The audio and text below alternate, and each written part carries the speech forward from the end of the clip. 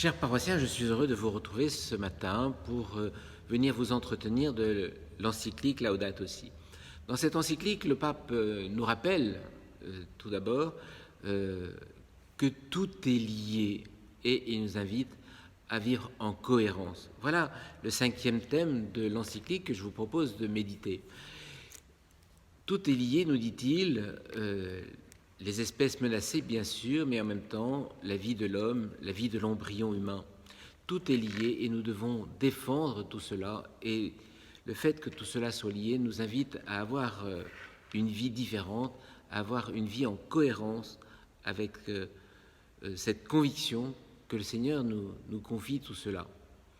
Reconnaître la réalité de la valeur du pauvre, de la valeur de l'embryon humain, de la valeur du vieillard en fin de vie, de la valeur de l'handicapé, de la valeur de la beauté du travail humain, des ressources de la planète, de la nature, tout cela est lié et nous devons défendre tout cela.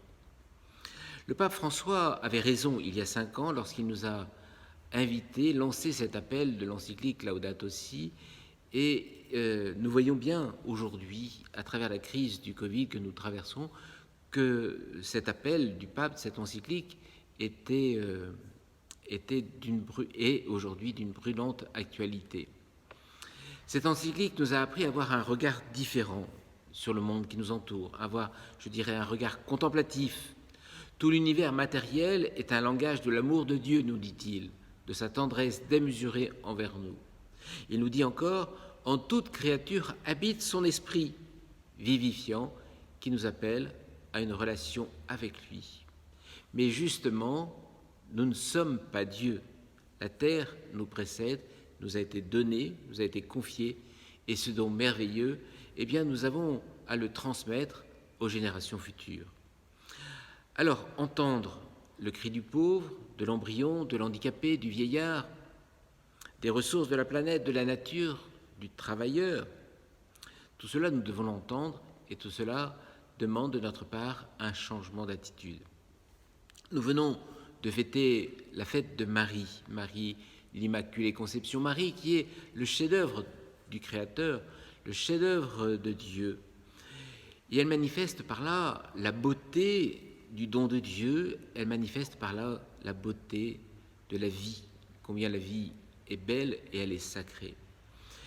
Et puis, dans quelques jours, nous allons fêter Noël. Noël, c'est Dieu qui vient au milieu de nous, mais dans la pauvreté de la crèche, dans la fragilité. Et donc, 2 figures peut-être nous seront marquées à Noël. Hérode, qui n'a pas hésité à faire tuer tous les enfants de Bethléem par peur pour son pouvoir, pour son confort, pour garder sa royauté.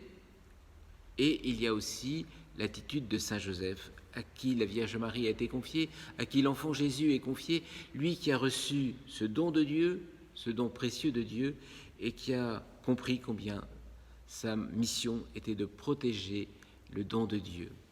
Et alors pour cela, il a dû fuir son confort, vivre sobrement, vivre en exil, et il est parti traverser le désert pour aller en Égypte. Alors, Hérode ou Joseph, lequel des deux voulons-nous suivre?